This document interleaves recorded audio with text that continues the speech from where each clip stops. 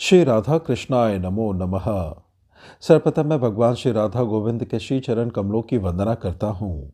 आप सभी भक्त श्रोताजनों को भी सादर नमस्कार करता हूँ। ग्रंथ श्री भक्तमाल में वर्णित भगवान श्री हरि के श्रेष्ठ भक्तों में आज हम रुक्मांदक जी तथा उनकी पुत्री और राजा हरिश्चंद्र जी के भक्ति जीवन चरित्र कथा का श्रवण करेंगे, जो इस ग्रंथ में इस प्रकार से वर्णित है।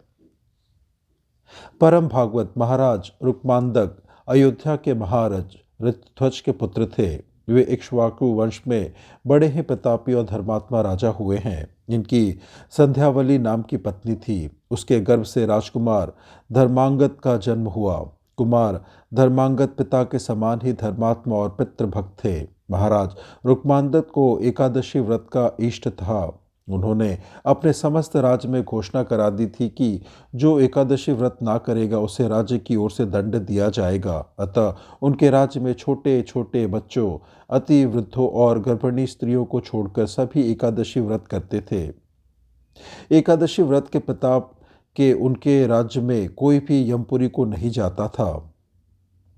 यमराज को भी बड़ी चिंता हुई। वे प्रजापति भगवान ब्रह्मा के पास गए और यमपुरी के उजाड़ होने का संवाद सुनाया। ब्रह्मा जी ने कुछ सोचकर उत्तर दिया कि अच्छा, हम इसका प्रबंध करेंगे। ब्रह्मा जी ने अपनी इच्छा से एक मोहिनी नाम की माया की स्त्री बनाई। उसने प्रतिज्ञा की कि मैं महाराज से एकादशी व्रत छुड़वा दूंगी। ऐसी प्रतिज्ञा करके वह हिमालय के रमणीक प्रदेश में चली गई। इधर महाराज राज्य करते करते थक गए थे। वे अपने पुत्र धर्मांगद को राज्य देकर और अपनी रानी को साथ लेकर हिमालय की ओर तप करने चले गए। जाते हुए वे अपने पुत्र को आदेश दे गए कि एकादशी के व्रत का नियम इसी प्रकार चलता रहे। पितृभक्त राजकुमार ने पिता की आज्ञा शिरोधार की और उसी प्रकार एकादशी का व्रत स्वयं करने लगा तथा समस्त प्रजा के लोगों से कराने लगा। महाराज रुक्मांदक जंगल में भी सदा एकादशी का व्रत करते थे। महाराज जहाँ तपस्या करते थे वहाँ मोहिनी गई और उसने अपने हाव भाव कटाक्षों द्वारा महाराज को अपने वश में कर लिया तथा अपने को ब्रह्मा जी की पुत्री बताकर अपने कुलीनता का परिचय दिया। महाराज ने उससे विवाह करने का प्रस्ताव किया। उसने कहा, आप अपने नगर में चलकर मुझसे विवाह कर ले, किंतु शर्त यह है कि मैं जो कुछ कहूँगी वही आपको मानना पड़ेगा। महाराज ने मोहवश यह शर्त स्वीकार कर ली। वे मोहिनी के साथ चलकर अपने राजधानी में लौट आए। उनके धर्मात्मा पुत्र ने विधिवत उनका स्वागत किया। महाराज को मोहिनी ने वश में कर लिया था, अतः उन्होंने उसकी सब बातें मानकर उससे विवाह कर लिया। संध्यावली बड़ी ही धर्मपरायणा पतिव्रता थी। वे बड़ी श्रद्धा से महाराज की तथा मोहिनी की सेवा करने लगी। उनके मन में तनिक भी सौतिया डार नहीं था। महाराज उनके इष्ट देव थे। महाराज जिन्हें मानते हैं वह उनकी भी मान्य है। महाराज की जिसमें प्रसन्नता है उसे करने में वे अपना सौभाग्य समझती थी। इतना सब होने पर भी महाराज एकादशी व्रत को सदा नियम पूर्वक करते थे। एकादशी का व्रत उन्होंने नहीं छोड़ा। एक दिन एकादशी आई। महाराज व्रत रहे और विधिवत रात्रि जागरण करने की भी उद्यत हुए। मोहिनी ने कहा, महाराज मेरी एक बात आपको माननी होगी। महाराज ने कहा, मैं तुम्हारी सभी बातों को मानता रहूं और मानूंगा भी। बताओ कौन सी बात है। मोहिनी ने कहा, मेरी प्रार्थना यह है कि आप एकादशी का व्रत ना करें, इसी में मेरी प्रसन्नता है। महाराज ये सुनते ही अवाक रह गए। उन्होंने बड़े कष्ट से कहा, मोहिनी, मैं तुम्हारी सभी बातें मान सकता हूँ, सब कुछ कर सकता हूँ, किंतु एकादशी व्रत छोड़ने के लिए मुझसे मत कहना। एकादशी व्रत को छोड़ना मेरे लिए नितांत असंभव है। मोहिनी ने कहा, महाराज आप एकादशी व्रत रहेंगे तो मैं अभी मर जाऊंगी। मेरी यही इच्छा है, इसे आपको पूरा करना ही होगा। आप मुझसे विवाह के समय प्रतिज्ञा कर चुके हैं।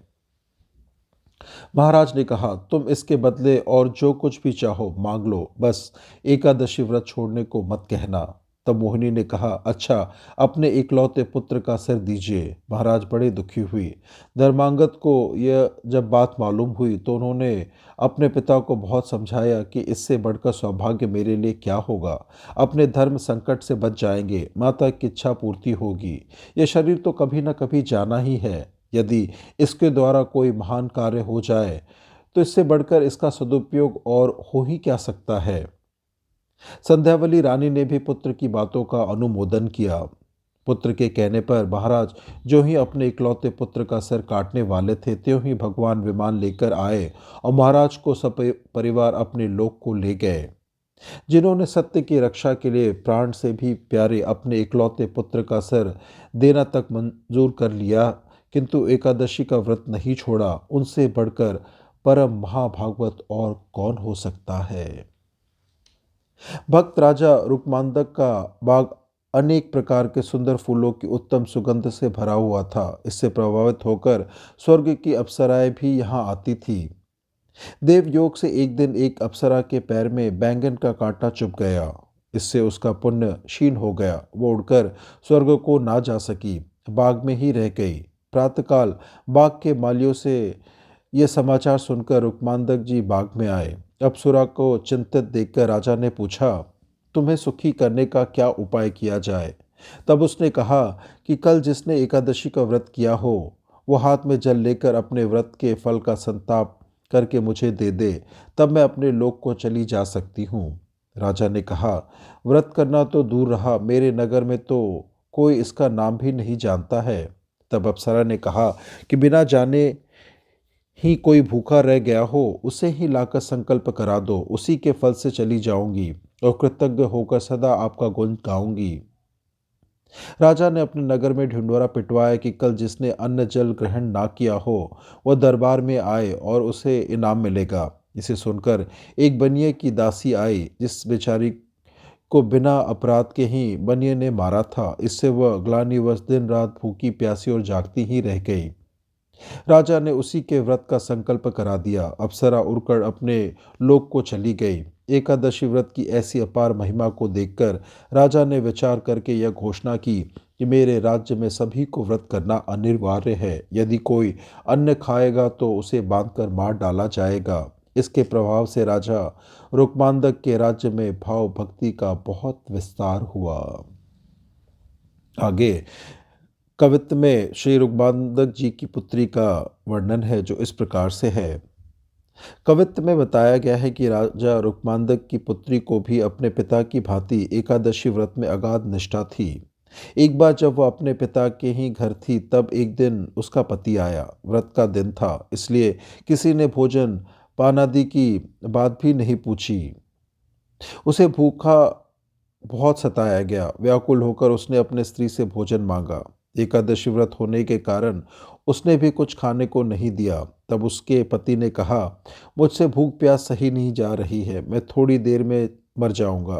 राजपुत्री ने कहा, आज तो एकादशी है, इसके समान प्राण त्यागने का उत्तम कोई दिन ही नहीं है, इसलिए मृत्यु का क्या भय। यदि प्राण छूट भी जाए तो दुर्लभ वैकुंठ की प्राप्ति होगी।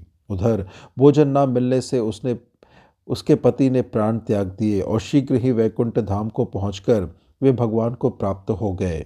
यह देखकर उसकी स्त्री का हृदय भक्ति से भर गया। उसने भी शरीर त्याग कर पति का अनुगमन किया। राजा हरिश्चंद्र जी की कथा। सूर्य वंश में त्रिशंक नाम के एक प्रसिद्ध चक्रवर्ती सम्राट हो गए हैं, जिन्हें मुनि विश्वामित्र ने अपने योग बल से सशरीर स्वर्ग भेजने का प्रयत्न किया था।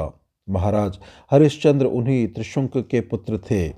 वे बड़े ही धर्मात्मा, सत्यपरायण तथा प्रसिद्ध दानी थे। इनके राज्य में प्रजा बड़ी सुखी थी और दुर्भिक्ष, महामारी आदि उपद्रव कभी नहीं होते थे। महाराज हरिश्चंद्र के यश से त्रिभुवन भर गया। देवर्षि नारद के मुख से इनकी प्रशंसा सुनकर देवराज इंद्र ईर्ष्या से जल उठे और उनकी परीक्षा के लिए मुनि विश्वामित्र से प्रार्थना की। इंद्र की प्रार्थना पर प्रसन्न होकर मुनि परीक्षा लेने को तैयार हो गए। महामुनि विश्वामित्र अयोध्या पहुंचे।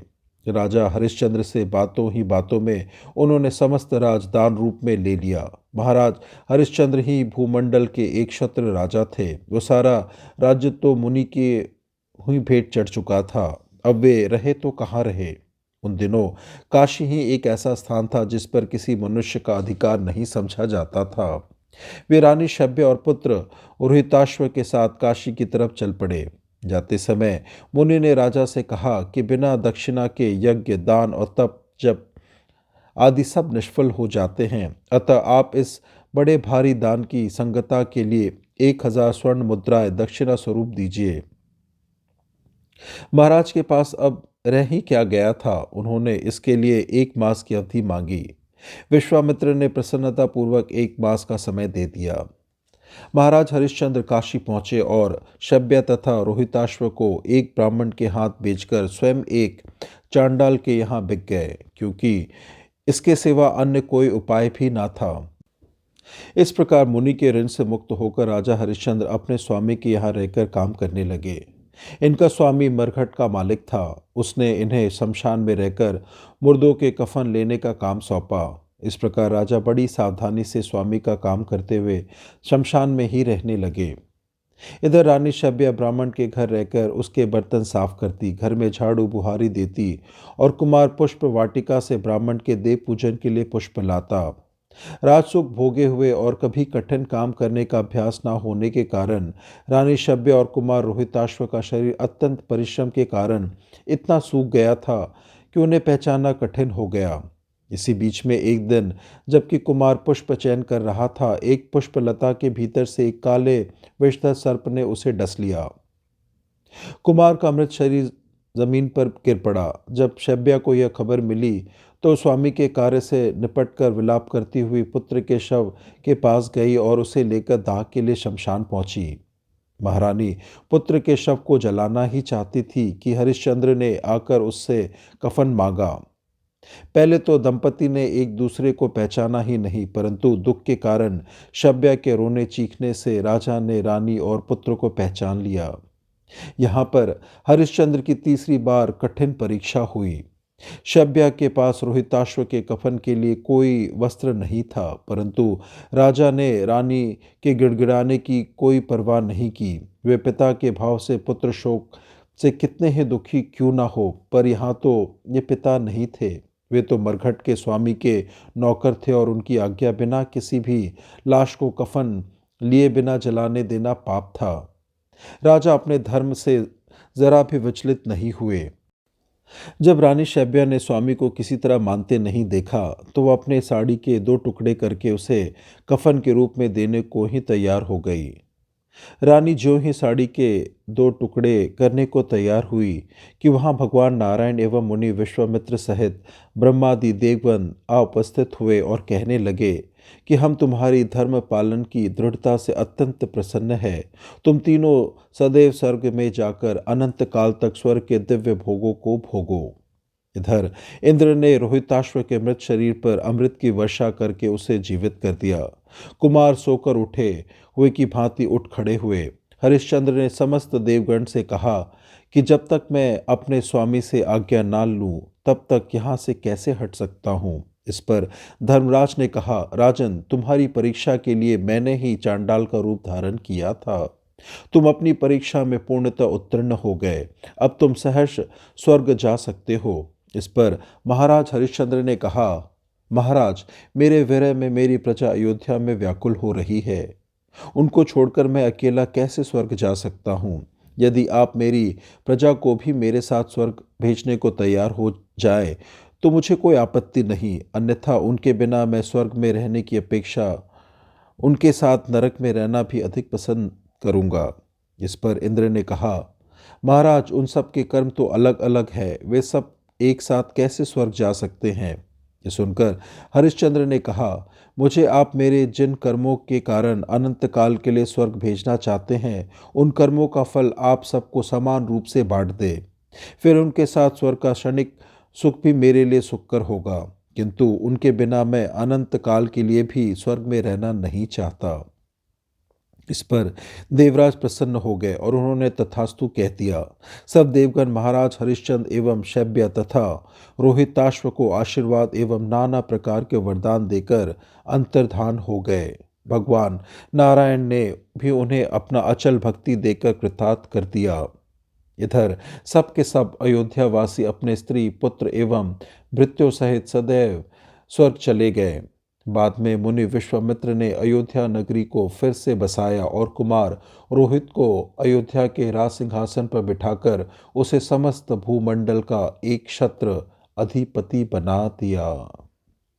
इस प्रकार से श्री भक्तमाल ग्रंथ में वर्णित श्री राजा हरिश्चंद्र जी तथा श्री रुक्मांदक जी के भक्ति जीवन चरित्र कथा की संपन्नता होती है।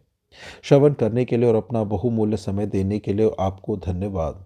त्रुटियों के लिए क्षमा प्रार्थी हूँ। श्री राधा कृष्णाय नमो नमः।